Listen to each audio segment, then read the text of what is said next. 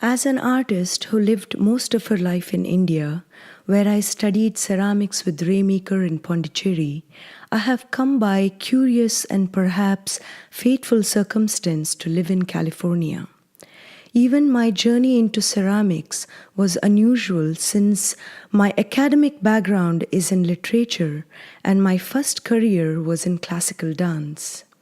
It's an honor for me to find myself a member of Artaxis and to participate in Artaxis conversations during National Clay Week. In ordinary speech, I assume that industry refers to the expansion of economic output through improvements in production and distribution. And these days, it's common to think of industry in tandem with progress, the economic trajectory of developments in science and technology. Its advocates point to the way that industry stimulates human energies and promotes unity in society. Its critics note that it has led to widespread exploitation of nature and that its purely secular grounding, the excuse that business is business, for instance, is ethically suspect. I am most interested in the original meanings of industry. Its etymological roots are French and Latin. In Middle French, industry meant skill, ingenuity, craft, a means of doing something. In Latin, it meant diligent application, purposefulness. The Latin Indu connotes within and stuere is to build.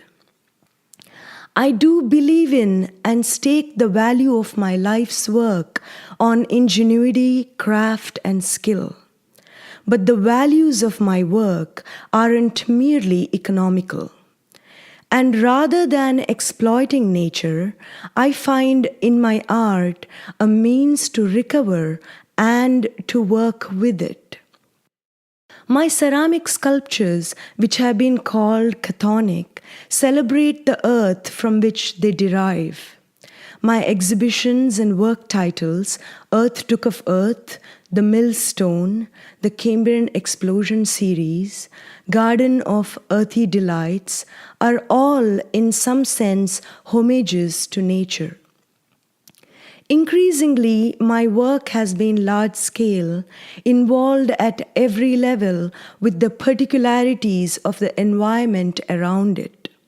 I want my sculptures to invite viewers to walk around them, to interact with the revealed and the hidden, the ground and the background.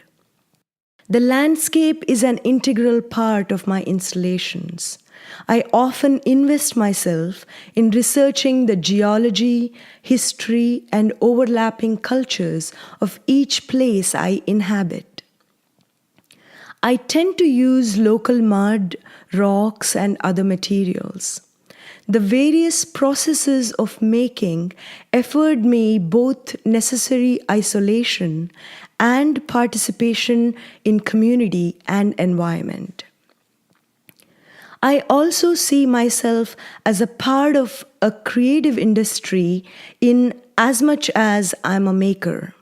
And I acknowledge the complex art industry dynamics with all their various modes of economics and ecologies, from artists to art organizations, from curators to galleries, with exchange between machinery operators, students, assistants, fellow artists, and innumerable overlapping communities. Although I work with elemental and natural materials, clay, wasp nests, rocks, and wood, for instance, I am not advocating pre-industrial values. In my forthcoming solo show, Origin of Species, at Lacoste Keene Gallery, my work will incorporate environmental reflection, earthy material, various technical processes, as well as imagination and meditation. in order to explore the deep relationship between the human and non-human, between the constructed and the inherent, while questioning assumptions about human nature, I continue to expand my approaches to surface, shape, and composition.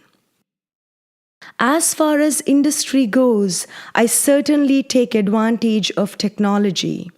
Apart from using wood kilns, I use electric and gas kilns. I sandblast, apply car or spray paint, and keep my eyes open to all kinds of advanced equipment used more commonly in other fields.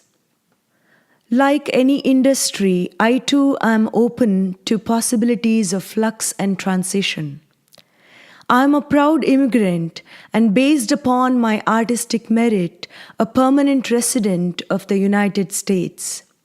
New immigration rules consider artists unfavorably since artists aren't perceived to be as economically valuable as tech workers, scientists, and doctors, for instance.